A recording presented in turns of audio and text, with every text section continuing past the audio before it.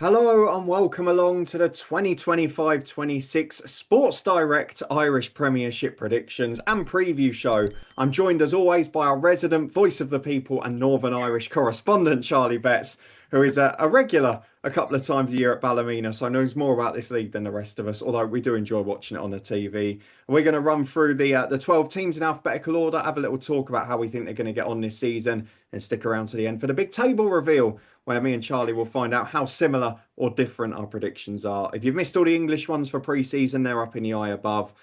But let's go straight on to the Irish Premiership for 25-26. We'll go in alphabetical order to make it nice and easy. So that means we start, Charlie, with your expert area, which is, of course, Ballymena United. You have no excuse for getting this one wrong. What do you think of their summer? You keep using the word expert, which is concerning. We'll find out, won't we?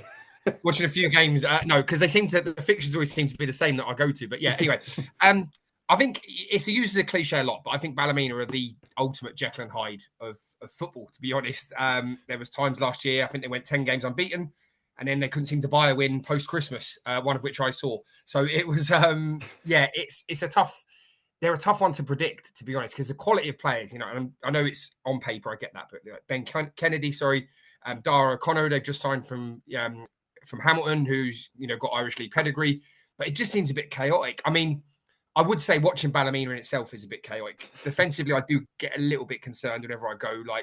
It's probably unfair for me to name names, but Kim Nelson is either outstanding or he'll give the opposition a goal.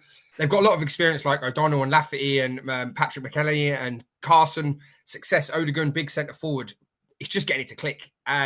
Jim Irving, he's got all the quality there, and another year could maybe even finish in the top six with the quality of players on paper. But something isn't working. Whether this year it does click, I don't know. But on paper, they should be a lot higher than where I think they're going to finish and where they probably deserve to finish, to be honest. Yeah, I would agree with you. Actually, a man you pointed out, O'Connor, I think that's probably one of the deals of the summer across the league, because a couple of years ago for Glentoran, he was hugely effective for them.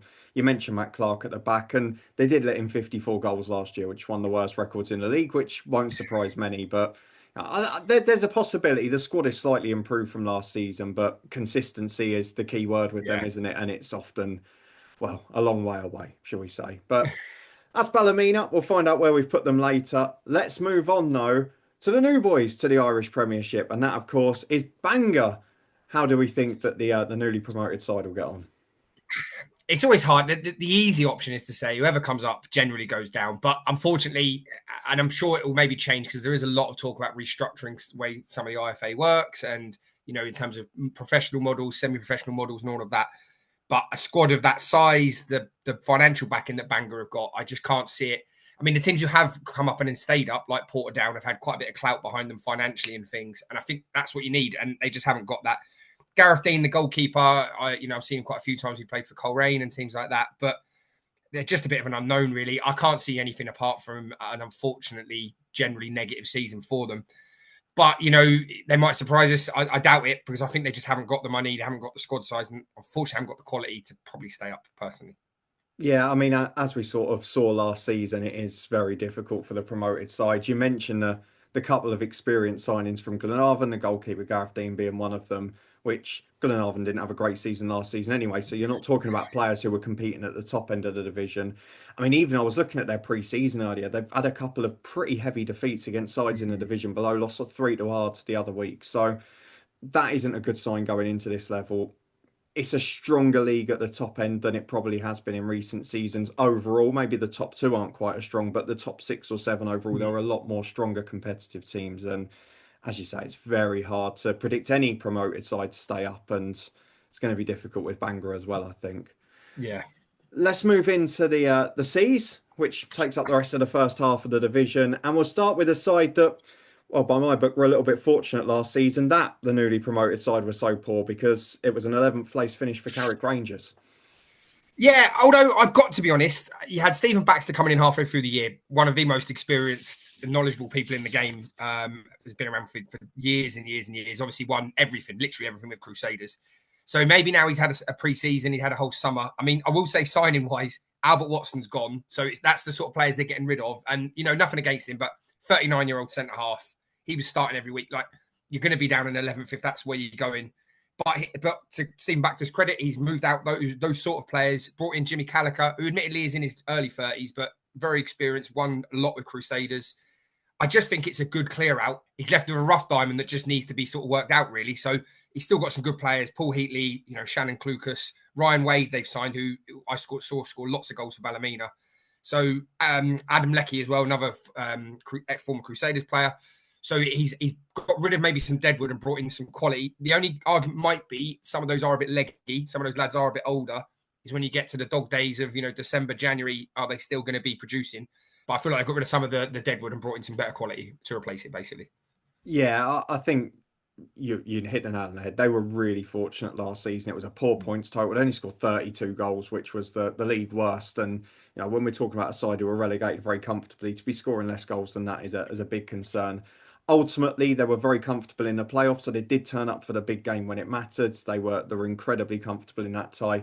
And you said it, there's been a huge turnover this summer, and he's basically gone back to, albeit they're maybe slightly past their best, the spine of that team that was successful at Crusaders, three of them in the 30s. But you look at that goal record and you just think, you mentioned Adam Leckie, he's going to have one hell of a season, because there are not a huge amount of goals in that team. And asking him to do it in his 30s is going to be a tough ask. But ultimately, based on what we said about Bangor before, you look on paper and think, is there really going to be that much danger again? And that's probably the sad thing, based on what we've seen this summer, for a competitive point of view. Let's move further down the division into the team that, well, maybe had a slightly disappointing year last year, but ultimately from 7th place still made something of it in the end, and that was Cliftonville. Yeah, so I think they obviously had that little European run, which unfortunately lost quite close, really, wasn't it? That so that will give them a bit of confidence, and there's obviously the financial package that comes with that, albeit even for one qualifying round. They brought the big name is they brought in Reece Campbell, who's a fantastic winger. So I think Cliftonville defensively have always been quite strong. Johnny Addis at centre half, Connor Pepper at right back. Admittedly, again, maybe hitting towards 30 and beyond, but they're good, experienced defenders, and they didn't let in as many goals as other teams around them. But I do think the other end was where they struggled a little bit. So having someone like Reece Campbell in there, my only thing is he's an out-and-out centre forward. You've got Joe Gormley coming off the bench will get you a goal, but he's not going to start 25, 30 games a season. So for me, I think they're just missing that centre forward. If they can get that centre forward who's going to get them 15, 20 goals, then I think you've got a completely different Cliftonville. However, they're going in the right direction by signing Reece Campbell and players like that, in my opinion. Yeah, I would agree with that. Obviously, they did lose a few of the better younger players in the summer, but it's interesting with Cliftonville because they always do a lot of their work with sort of Scottish football and the League of Ireland naturally due to proximity and things, which makes them a little bit harder to judge. They've often got players that haven't got as much experience in the league coming in, but then that does kind of work because, as you've mentioned, they've traditionally done well alongside those stalwarts. Your Gormley's, Curran popped up with a few goals last year, etc. But the problem is, how long can Joe Gormley and those people keep doing it? Yes, he's still scoring goals for fun last year, albeit not featuring quite so many minutes, but it's only going to last for so long because they're a year older and you've got to have those young ones coming through and making an impact. And I know you say Reece Campbell, he was the second top scorer at Coleraine last year, did a really good job, but it's going to be a lot of onus on him because there's not a huge amount of depth up front just yet, and it's going to need a couple of the younger ones to pay off. But I think they'll have a steady season again. So no, I agree.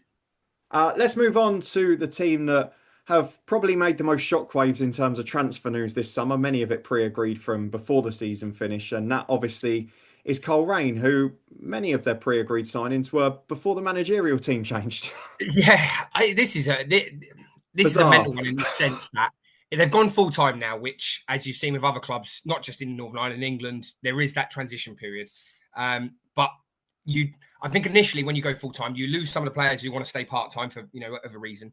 Then you end up with some players who are full-time, but maybe are not quite that quality. And they're now in that bit of that second season where suddenly you're starting to attract players who are, more likely to deliver on a week in, week out basis. And I mean, to be honest, the headline is obviously Joel Cooper. He scored 19 goals for Linfield last year, multiple assists. And the key to all of this for me is Matthew Shevlin, who I've actually been watching since he was 16 at Ballymena, went off to Linfield for a bit, and then he's at Coleraine. Like, as an out-and-out finisher, natural goal scorer, there's not many better than him in the league. If you've got Joel Cooper, in and around him, that's a dangerous, dangerous combination. That. Yeah. So for me, in theory, there should be goals galore. There's also Jamie Glacken, who I've never seen anyone buy a free kick better than him. He draws people in, takes a little touch, over he goes. Sometimes maybe easier than others, but at the end of the day, that's the way it works. And I just think if you've got all of that quality around him, around like Matthew Shevlin, anything in the box, he's lethal with. They've got a goalkeeper as well, Schofield from Morecambe. I mean, he played like 33 times in the Championship. So it's not as if sometimes when you get lads coming over from England, they might have played a handful of games here and there. He's played 33 times in the Championship. It's not like he's lacking quality. So they're going to have a really good goalkeeper, really good attacking. I do wonder a little bit defensively occasionally, like Lyndon Kane. He's okay. I've always found he's maybe slightly overrated. But then they've signed Football Manager legend for you, Levi Ives as well. So do you know what I mean? They've really brought in the quality. Do they have enough to finish top? We'll maybe discuss in a bit, but I'll be amazed if they're not in and around it because of the who they brought in, basically. Yeah.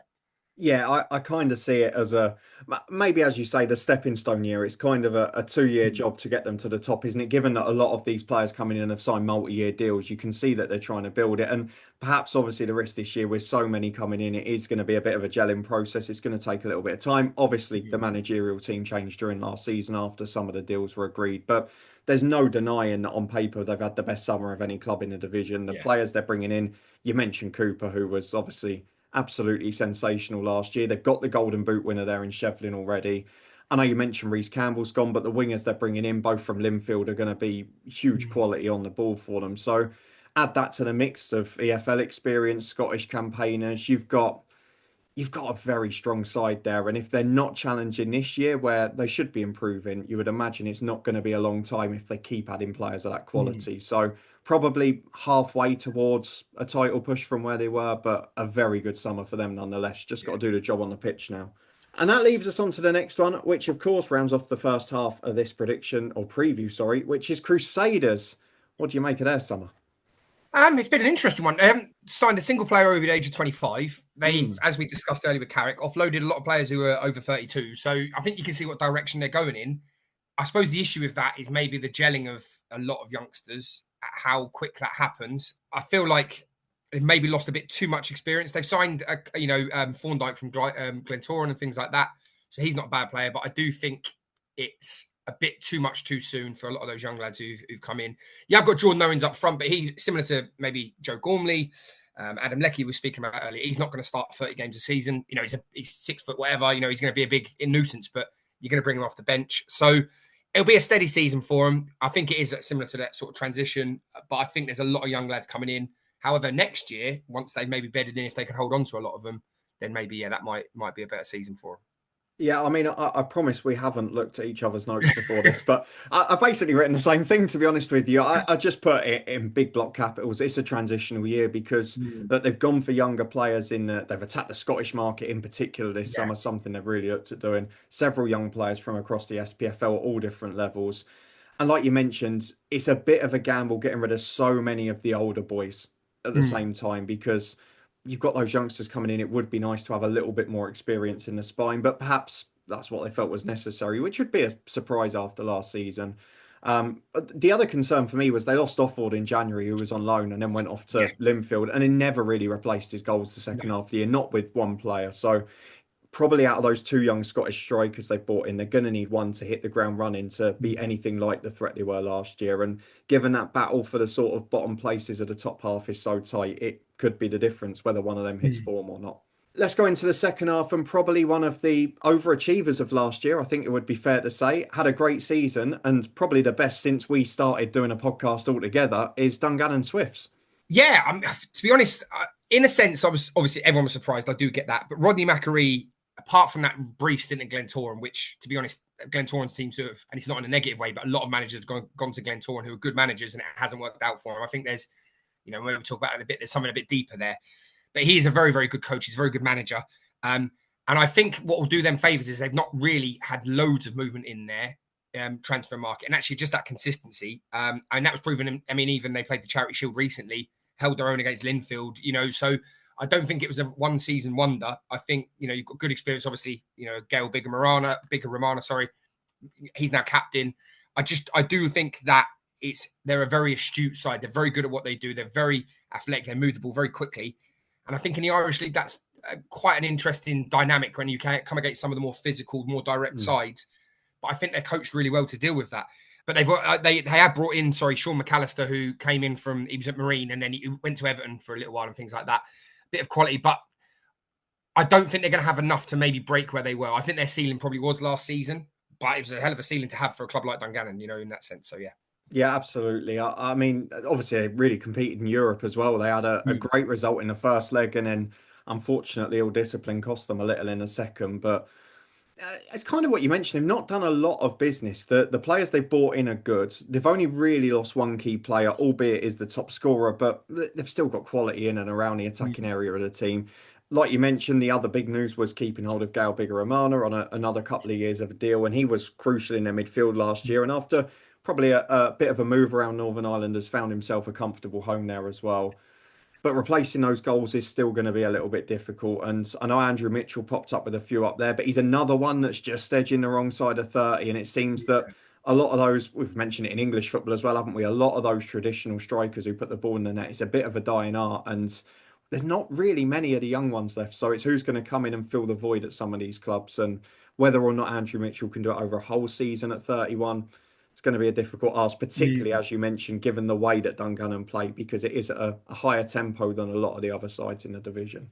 On to another team that probably had a slightly disappointing year last year, and that was a 10th place finish for Glenavon. Do you think there will be any change or improvement this time?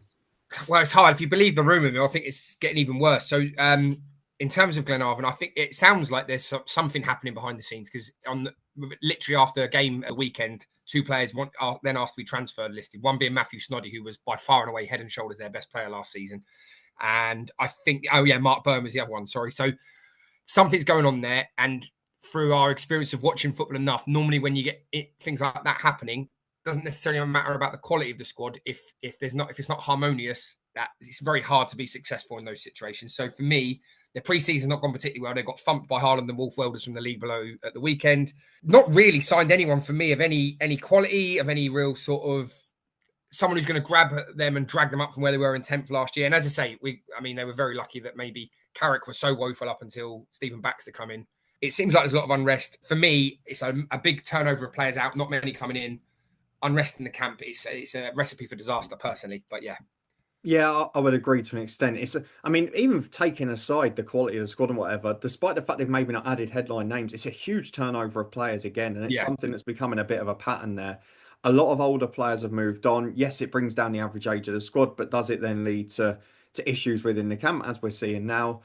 The other problem I had with it is they've lost probably one of their best young players in O'Sullivan, who was a brief bright light last season. He's obviously gone to the Scottish Championship with Ross County. While they've added some decent players from Sligo, they've added McClelland at the back to try and improve the defensive line. But they struggled for goals last season. They've not really added a frontline striker. And again, they're relying on a head that's probably slightly past its best in David McDade. And he didn't get a huge amount of service last year and did well to actually get the amount of goals he did. So I do worry for them a little bit this season with the way things are going. And like you mentioned, that's before you even get to the off the pitch unrest, which is probably going to affect the business at the end of the transfer window as well, when you're looking at outs rather than people you might want to be getting in. Couldn't agree more. Let's move to your favourite team to talk about, the ultimate unpredictable team, but they did have a decent season last season and did show some form of consistency. Let's talk about your favourites, Glentoran. I think Declan Devine has done a very good job, because I'll try not to get into legal trouble. He inherited quite a different situation to probably a lot of managers would have done. We've obviously been following the league for quite a while now, and it has been very much a roller coaster of emotions. Yes. So much so there was even a documentary made about it. So that's when you know usually that something's going on if a documentary gets made about your club. So I think he's been a lot more sensible this window than maybe previous ones. They've offloaded Fuad Suli, who I don't know personally, but I'm sure was on decent money. So I think that he seems to be a bit wiser in terms of the finances, because, I think there is a Glentoran premium whenever you put a transfer with them. I think, it happens in England as well, that everyone knows they've got a bit of money, so they'll put a bit more on. So I think he's been a lot wiser in that. So they brought in Daniel Lamar, who is a very, very good creative player. Jordan Stewart as well, sorry, another one, like really experienced Irish League player. Ryan Cooney as well. So I think he's been a lot more sensible in his recruitment. Obviously, we're recording this before the season started. I do think there's maybe a large squad there. And if you got that large squad, it's trying to keep all of them happy. The only thing I would say is I do feel like they've traded down the keeper a little bit. So the Hungarian goalkeeper, whose name I'm not going to try and pronounce, but he was brilliant for them last season. He was so good. And I think in signing the young lad that they have, I don't think it's going to up level what they already had. So I think going forward, they've definitely improved. I do worry a little bit about the goalkeeper, but the window hasn't finished yet, so he might do, because he's been very astute so far, Declan Devine. So you never know. But I think for me, just to sum up, he's the man who's probably the right man to steady the ship at Glentoran, because it was very turbulent before that. Yeah, I would agree with that. They're always the hardest team to predict in the league, Yeah. but at least they've got something to build on after last season, as you say, a little bit of consistency in the club. I don't actually think it's a bad thing. I know you mentioned for us, Sule, but I don't think it's a bad thing that a number of the big names and senior pros have moved on in this instance. Yeah. They've still got a good squad. They've still got talent. You mentioned Ryan Coon. He was a regular in League Two last year for a team that were relatively solid defensively. And they've added Pat Hoban from the League of Ireland, which I find interesting because, again, he's well into his 30s, but someone who's still capable of scoring in front of goal and has done throughout his career. So the only worry I have when you compare it to, say, a Coleraine and a couple of the other clubs we talked about is, have they gone forward in a transfer window as a whole team quite as much? But I still think they're going to be very solid. And as you say, they're stable and well coached, which is something that perhaps they haven't always been in a time we've been covering this league. Let's go to the two previous champions next. Let's move on to the L's, and we'll start with a side who started last season with a dream European run and finished it with a different manager and one of the weakest title defences we've seen in a while. So, unfortunately, we're talking about Larne there, but some signs of recovery in their European run so far.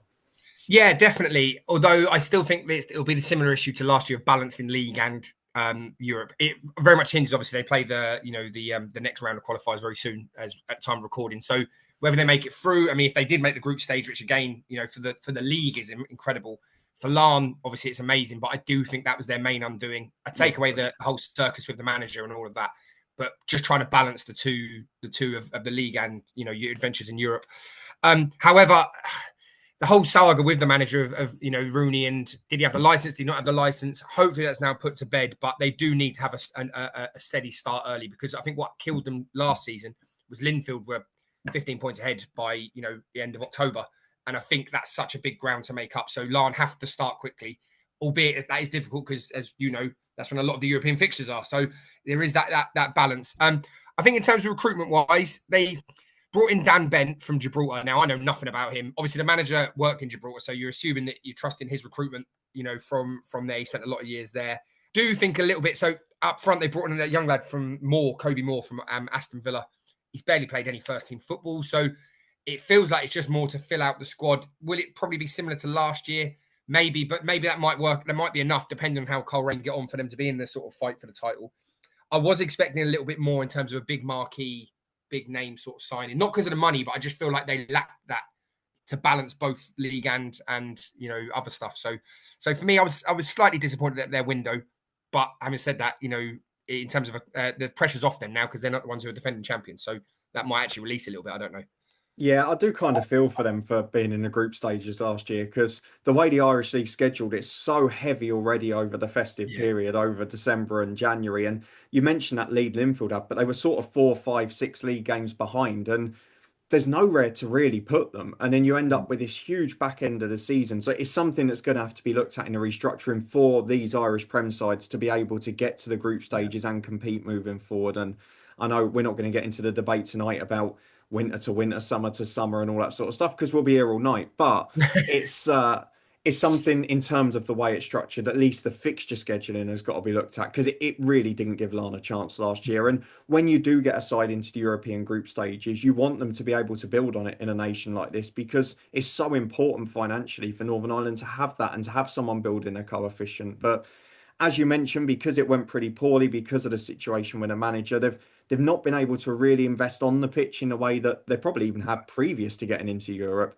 They've gambled on a couple of younger players. I was a little bit worried about the lack of depth compared to previous seasons. I think it's probably, while not a much weaker 11, I think it's probably one of the weakest squads overall that Larne have had going into a season for some time. And look, while Europe remains a distraction, I don't expect either to make the group stages, having dropped to the Conference League so early, or in Larne's case, starting in it. But they're going to need a few more to be a competitive side. And like you, I think there'll probably be a little bit of work before the end of August. But as it stands at the moment, they've got to rely on keeping Andy Ryan fit, who is the one who can dig them out of a hole at the moment. Yeah.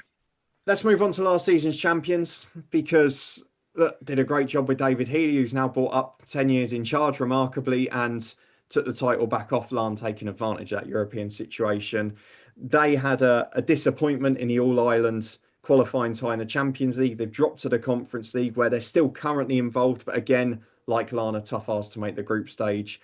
And as we mentioned a bit earlier on, one of their best players has left to a side that finished further down the division last year. The joys of the Irish Premiership.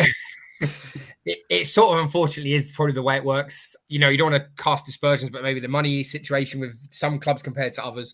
Yeah, it's a tough one because, to be honest, I think there's a lot of chat about, you know, Linfield have literally only signed one player in terms of Sean Brown, who is a very good fullback. But then if you are champions, how much do you want to tinker with the squad? I mean, one thing of David Healy's tenure is he has been consistent. I do remember a pre-Linfield David Healy, and actually Ballymena, I remember going to watch them at Windsor Park, and they were hopeless. Like, you know what I mean? So there was a period where Linfield weren't even in and around the top 2 or 3. So he has brought in consistency. Kieran Orford, I think, is a very, very good player. And I think he's proven that in the clubs that he's played for. Is he going to replace Joel Cooper's goals? No. However, and this is, I don't want to get all Moneyball about this, but if you can create the same amount of chances and get as many goals as Joel Cooper did amongst a couple of players, then, you know, through Callum Morrison as well, if him and Kieran Orford between them can get 19 goals. Do you know what I mean? I know it's a bit of a weird comment to make, but I don't know if you're almost looking at it as an average, really, because Joel Cooper is such a good player for them. I don't know. It's tough. I think they'll have more than enough to be obviously in the top 2. I think that's a given. But Joel Cooper is a massive loss. But I do think that they probably just got that consistency. There's that momentum. You still got Kirk Miller, you know, that really you would be very foolish to not think they're going to be in and around the top of it. But Joel Cooper was a huge part of that. So do you replace him in that sense? I'm not sure. Yeah, it's the tough odds. And I feel a bit for them because they were the second leg against Shelbourne. They were absolutely flying. And then that red card to Ben Hall, I reckon they had a chance without that, to be honest. Yeah. But that's all been and done now. There's still plenty of talent at the club. But I feel with Larne losing a bit of depth, with Joel Cooper leaving Linfield for Coleraine, probably the top 2 have maybe drifted backwards towards the chasing pack a little bit this year. Of course, with some of those players going to the chasing pack.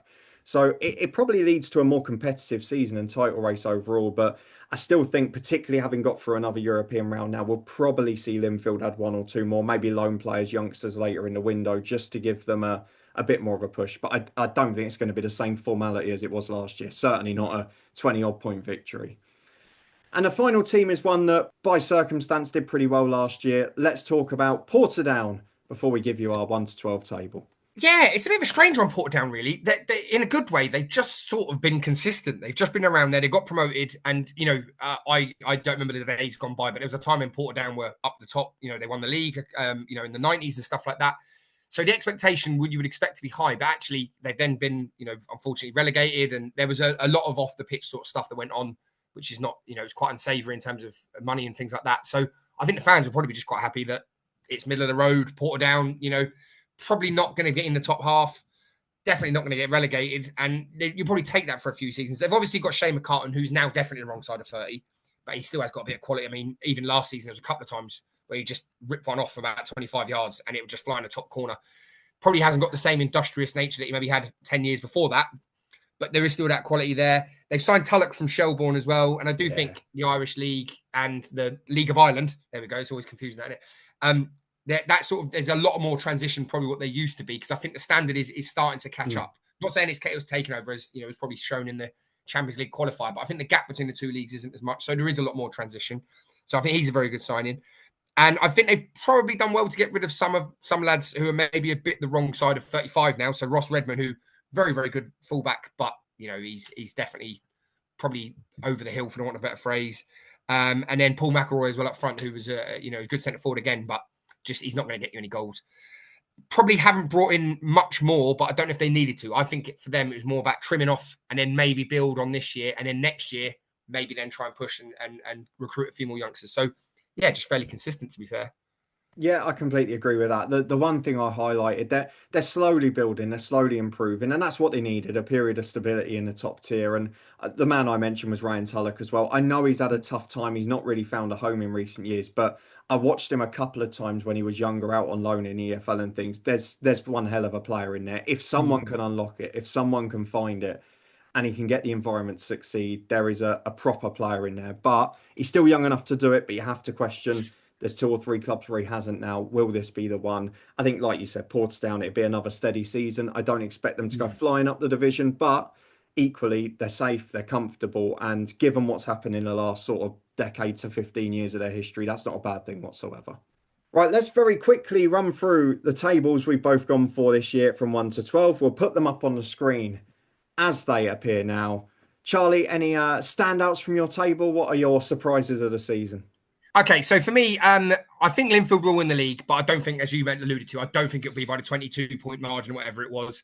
I've also got Coleraine as second because I think it's just that gelling. I think, and I know that there's going to be a sharp intake of breath from people who probably watch this. I think it's easy to go Larn, etc.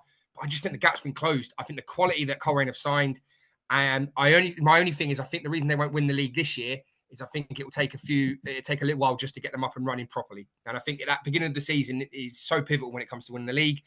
And then for me, I've got Dungannon in the top half again because I think that just the consistency, there's a lot of chaos going on in other clubs.